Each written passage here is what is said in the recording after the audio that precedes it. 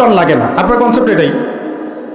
হ্যাঁ, না হলে তো কোরআন আপনি আনতেন সিলেবাসে, তাফসির আনতেন, হাদিস আনতেন, সিরাত আনতেন। আপনার কনসেপ্ট হচ্ছে রাষ্ট্র আলাদা, কোরআন আলাদা, হাদিস আলাদা, এগুলো পড়াশোনা আলাদা, ব্যাংকিং সিস্টেম, ইকোনমিক্স আলাদা, ইসলাম আলাদা, তাই না? রাজনীতি আলাদা, ইসলাম আলাদা, তারপরে সংস্কৃতি আলাদা, ইসলাম আলাদা, শিক্ষানীতি আলাদা, ইসলাম আলাদা।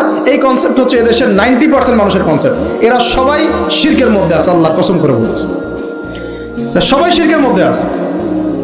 এরা সবাই ধর্মনিরপেক্ষ, সেকুলার। বাদ দিয়ে আমরা যারা দাড়ি টুপিওয়ালা কিছু মানুষ আছি, আমরা একটু মৌলবাদী চিন্তা করি আর কি। আমরা চিন্তা করি যে ইসলাম ব্যক্তিগত জীবনেও থাকবে, সংস্কৃতির মধ্যেও থাকবে, শিক্ষানীতিতেও থাকতে হবে, অর্থনীতিতেও থাকতে হবে, ইভেন রাজনীতির মধ্যেও থাকতে হবে। এই কনসেপ্টটা না আসলে এখনো মুসলমান হনই নাই। এই কনসেপ্টটা না আসা মানে এখন পর্যন্ত কালিমা লা ইলাহা ইল্লাল্লাহ এটা বুঝেনই নাই, আপনি মুখে পড়েছেন, দ্যাটস অল। এই কারণেই তো লা ইলাহা ইল্লাল্লাহ পড়ার পরেও মোদির পা চাটেন বসে বসে। এই কারণেই, কারণ ওই লা ইলাহা ইল্লাল্লাহ তো আপনাকে ওটা শিখাই নাই, যে আপনি এক আল্লাহর সার্বভৌমত্বের স্বীকৃতি দেন নাই। এই হলো সমস্যাগুলো। তো সমস্যার গোড়ায় অনেক কথা আছে। এখন নবী সাল্লাল্লাহু আলাইহি ওয়াসাল্লাম কিন্তু দাওয়াতের কাজটা, এই যে সিরাতের আলোকে যেটা বলছেন, সমাজ সংস্কার এবং দিন প্রতিষ্ঠা এবং সমকালীন সব সংকট দূর করা, এটা শুরু করতে হবে জ্ঞানতাত্ত্বিক রেভলিউশন থেকে। পড়াশোনা করা শুরু করে দেন, আদারওয়াইজ আপনাদের সামনে ধ্বংস ছাড়া কিচ্ছু বাকি নেই। কি পড়াশোনা করবেন? অবশ্যই ইসলামিক কারিকুলাম থাকতে হবে। এরপরে আপনি জেনারেল লাইনের পড়াশোনা করেন, কোনো সমস্যা নেই। আর এই পড়াশোনা একা একা করা যাবে না, উস্তাদের সহবত লাগবে, ওলামায়ে কেরামের সহবত লাগবে। আমি তো এটা বলি যে আপনি কারো লেকচার শোনার আগে আপনি আগে চেক করবেন যে তার ওস্তাদ কে, কোথায় সেদিন শেখে, কার কাছ থেকে সেদিন শেখে, কোত্থেকে সে এই ইলমগুলো অর্জন করছে, তার লোক কোথায়। আবেগে ভাসলে হবে না এখন বিষয়টা। তো পড়াশোনার এখন যে আরো 20 বছর পড়াশোনা না করে আমি কোনো কাজ করতেই পারবো না এমনটাও না, কিন্তু পড়াশোনা আগে শুরু করেন। এখন আপনার কাজ পড়াশোনা শুরু করা, ইকরা বিসমি রাব্বিকাল্লাযী খালাকের হক আদায় করা এবং ওস্তাদের সহবতে থাকা। যেমন জেনারেল লাইনে পড়েছেন 20 বছর, একা একা কি পড়েছেন না, প্রতিষ্ঠানে গিয়েছেন, ডেইলি ক্লাস করেছেন, টিচারের সহবতে ছিলেন, বেতন দিয়েছেন, ব্যাসে থেকেছেন, তারপরে আরো কি করেছেন, বাবার জমি বিক্রি করে দিয়েছেন, বাবা মায়ের জমি বিক্রি করে। সেম অন্তত পক্ষে এতটুকু যতটুকু আপনি জেনারেল লাইনের জন্য করেছেন, জেনারেল লাইনে যদি যতটুকু করেছেন, ত্যাগ, শ্রম, মেধা খরচ, কষ্ট স্বীকার করা, এর যদি অর্ধেকও যদি দিন শিক্ষার জন্য করতে না পারেন, আপনি নিজেও মুনাফেক। আমরা নিজেরাও মুনাফেক তখন। বেশক আমাদের মধ্যে নেফাকি আছে, সুবহানাল্লাহ। আপনি একটা ডিগ্রির জন্য একেবারে 20 বছর ঢালতে পারেন, 20 কোটি টাকা ঢালতে পারেন, বাপের জমি বিক্রি করতে পারেন, মেসে থাকতে পারেন, ঢাকা বিশ্ববিদ্যালয়ের সেই লাইফ লিড করতে পারেন, এক বিছানায় 2 জন থাকি, ফ্লোরের মধ্যে ফ্লোরিং করে থাকা, হ্যাঁ, হাজার হাজার লাখ লাখ টাকা খরচ করা, কষ্ট করে সকালে ওঠা, রাত জাগা, পড়া, পরীক্ষা দেওয়া, অ্যাসাইনমেন্ট, কত কি। আমি তো জানি এগুলো, আপনারা তো অনেকে না জানেন, আমি তো জানি, আমরা তো ইউনিভার্সিটিতে পড়ছি। এই পরিশ্রমগুলো আপনি করছেন অনলি ফর একটা সার্টিফিকেট আর একটা চাকরির জন্যে, আর এর 10% কেন 5% আপনি করতে চান না দিনী শিক্ষার জন্যে। তো আমি মুনাফেক না হলে এই পৃথিবীতে আর মুনাফেক কে আছে? তো এই মুনাফেকদেরকে দিয়ে আপনি দিন কায়েম করবেন নাকি? শোনেন, আবেগ দিয়ে বিপ্লব হয়। আবেগ দিয়ে কি হয়? আবেগ দিয়ে বিপ্লব হতে পারে, আবেগ দিয়ে শরিয়া খিলাফা কায়েম হয় না। আবেগই হয়ে একটা বিপ্লব হতে পারে, এটা আবেগ দিয়ে, শুধু আবেগ দিয়ে শরিয়া খিলাফা কায়েম হবে না। শরিয়া খিলাফা কায়েম হয়েছে কাদের হাতে? সাহাবীদের হাতে। কাদের হাতে? আমাদের জিন্দেগি যখন সাহাবীওয়ালা হবে তখন শরিয়া কায়েম হবে। পড়াশোনা করে না, সাহাবীওয়ালা জিন্দেগি কিভাবে যাপন করবে? ওলামায়ে কেরামের সাথে তাআল্লুক নাই, সাহাবীওয়ালা জীবন কিভাবে যাপন করবে? নামাজের ঠিক নাই, সাহাবীওয়ালা জীবন হইল কিভাবে? কোরআন তেলাওয়াত করতে পারেন না, সাহাবীওয়ালা জীবন হইল? দিনের জন্য আমর বিল মারুফ নাহি আনিল মুনকারের কাজ নাই, ওই যোগ্যতাও নাই, তাহলে সাহাবীওয়ালা জীবন হইল কি? চেহারা সুরতের মধ্যে ইসলাম নাই, সুন্নতের প্রতি পাবন্দি নাই, সাহাবীওয়ালা জিন্দেগি হলো কি? সাহাবীদের হাতে বদর যুদ্ধ হয়েছে, জয়লাভ করেছে। উহুদ প্রায় জিতেইছি, এটা জিতেই বলা যায়, সাময়িক বিপর্যয় হয়েছে। খন্দক, খায়বার, মুতা, ইয়ারমুক কাঁপিয়ে দিয়েছে কারা? সাহাবীরা।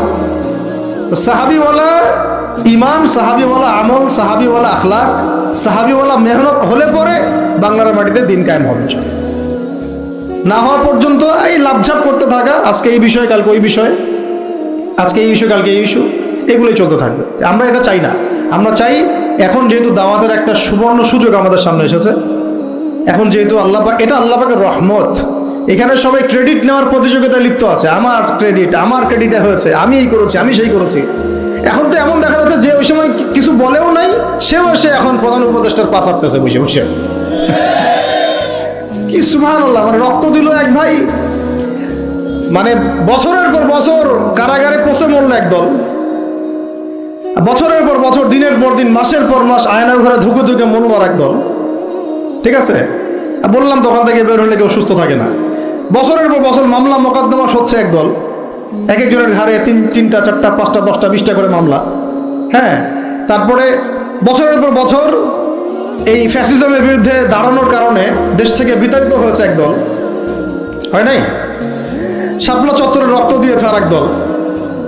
তারপরে এই ছাত্র ভাইদের হাজার হাজার পঙ্গু হয়ে পড়ে আছে বিভিন্ন জায়গায় আর একদল, আর শত শত মানুষ রাস্তায় প্রাণ দিল আর একদল, আর উড়ে এসে জুড়ে ক্ষমতায় বসলো আর একদল। সার্কাস চলতেছে, এবং এখন তাদের লেজুর ভিত্তি করতেছে আরেক দল, তাদের লেজুর ভিত্তি করতেছে নতুন আর একটা সম্প্রদায়, নতুন এক প্রাণী। তা চক্ষুর লজ্জাও নাই এদের, চক্ষুর লজ্জাটুকুও না। আগে যখন এক তাগুত ছিল তখন তার পাচারত, সুবহানাল্লাহ, এবং ওই তাগুতের এগেনস্টে যদি কেউ কথা বলতো তাকে বলতো খারেজি। কি বলতো? আগে যে তাগুত ছিল তার পাচারত আর কি, এবং তার এগেনস্টে যদি কেউ কথা বলতো তখন ওই তাগুতের দালালি করে মানুষকে বলতো খারেজি, অমুক গোষ্ঠী তমুক গোষ্ঠী। হ্যাঁ, তারপরে যখন এই বিদ্রোহগুলো হতে হতে হতে বিদ্রোহ করা বলতে আবার হারাম। বিদ্রোহ করে কি? বিদ্রোহ করা হারাম, রাষ্ট্রের সরকারের বিরুদ্ধে প্রতিবাদ করা হারাম, নাজায়েজ, করলে হবে খারেজি। কিন্তু ছাত্র ভাইরা যখন আন্দোলন করে ওই সরকারকে পতন ঘটায় দিল, তখন আবার নতুন যে সরকার আসছে ওর পা চাটা আবার ফরজ। কি বুঝলেন? কি বুঝলেন? এই চলতেছে। আবার বুঝাই, এক তাগুত ছিল, সেই তাগুত আল্লাহ বিরোধী কাজ করত, কিছু ভাই এর প্রতিবাদ করত, যারা প্রতিবাদ করতো ওদেরকে এরা বলতো খারেজি, এদের মানহাজ ঠিক নাই, আকীদা ঠিক নাই, এর উগ্র, ইত্যাদি ইত্যাদি। এবং তাদের কারণেই কিন্তু এই ভাইগুলোকে আয়না করে যেতে হয়েছে। এটা খোলামেলা বলে দিলাম, এদের কারণেই এই ভাইদেরকে কোথায় যেতে হয়েছে? আয়না করে যেতে হয়েছে। তারপরে ছাত্র ভাইরা দেখা গেল যে বিপ্লব করে, প্রতিবাদ করে একদম এই সরকার ফেলে দিল। ফেলে দেওয়ার পরে যখন আবার নতুন কেউ আসলো, এই নতুন যারা আসলো তাদের পাচাটা আবার ফরজ হয়ে গেল। তখন হইল ফতোয়া কি? সরকার আনুগত্য করা ফরজ। এই চলতেছে। ইসলাম শিখতেছেন এদের কাছ থেকে আপনারা অনেকে। যাক, আমি এগুলো বলতে গেলে একটু হাইপার হয়ে যায়, আল্লাহ পাক মাফ করেন। আস্তাগফিরুল্লাহ আল্লাযী লা ইলাহা ইল্লা হুয়াল হাইয়ুল কাইয়্যুম ওয়া আতুবু ইলাইহি। মূল পয়েন্টে আসি, অনেক লম্বা আলোচনা করতে পারবো না। এই শুরুটা করবেন কোত্থেকে বলেন? না, শুরুটা করবেন একবার ইখলাস ঠিক রাখা। দিন কায়েম করবো সিরাতের পদ্ধতিতে, অন্য কোনো পদ্ধতি আছে? আব্রাহাম লিঙ্কনের পদ্ধতি চলবে? কার্ল মার্কসের পদ্ধতি চলবে? ওই চীনের মাও সেতুংয়ের পদ্ধতি চলবে? ওই ইতালির মুসোলিনির পদ্ধতি চলবে? কার পদ্ধতিতে দিন কায়েম করবো? একমাত্র মুহাম্মদ রাসূলুল্লাহ সাল্লাল্লাহু আলাইহি ওয়াসাল্লামের শেখানো সিরাতের সুন্নতেই আগাতে হবে। আর আগাতে গিয়ে প্রথম কাজ আপনারা আমার কি? ইখলাস ঠিক রাখা, রিজিক হালাল করা, নবীর তরিকা ফলো করা, তারপরে দ্বীনের ইলম অর্জন করা। একা একা ইলম অর্জন করবেন? ওলামায়ে কেরাম খুঁজে বের করবেন। ওলামায়ে কেরাম সব জায়গাতেই আছে, আলহামদুলিল্লাহ, এটা আমাদের সৌভাগ্য।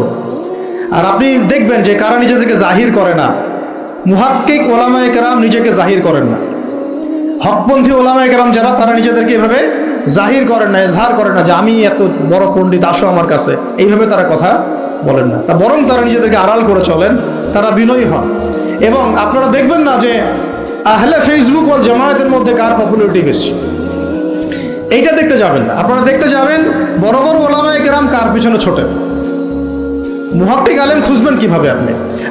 আপনি দেখবেন না যে অমুক ভাই তমুক ভাই, আমাদের এই ভাইরা কার পিছনে ছোটে, বরং আপনি দেখবেন যে হ্যাঁ, বড় বড় ওলামায়ে কেরামগণ কার পিছনে ছোটেন, এবং সেই মূল উৎস থেকে জ্ঞান অর্জন করার চেষ্টা করবেন ইনশাআল্লাহ, তৌফিক দান করবেন, আমিন।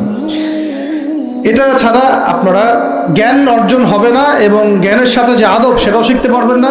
আদবের সাথে তাল্লুক হচ্ছে তাসাউফের, সেটাও শিখতে পারবেন না, এবং তাসকিয়া, এই তাসকিয়া অর্জন হবে না। আল্লাহ পাক আমাদেরকে তাসকিয়া অর্জন করে তৌফিক দান করুন। ইলম শিখবো, তারপরে কাজ হচ্ছে আমাদের আমল বাড়িয়ে দেওয়া। আল্লাহ নবী সাল্লাল্লাহু আলাইহি ওয়াসাল্লাম সাহাবায়ে কেরামকে শুধু জ্ঞান শিখতেন নাকি আমলও করতেন? সবচেয়ে বেশি পরহেজগার ব্যক্তি কে এই উম্মতের মধ্যে? বলেন। আমাদের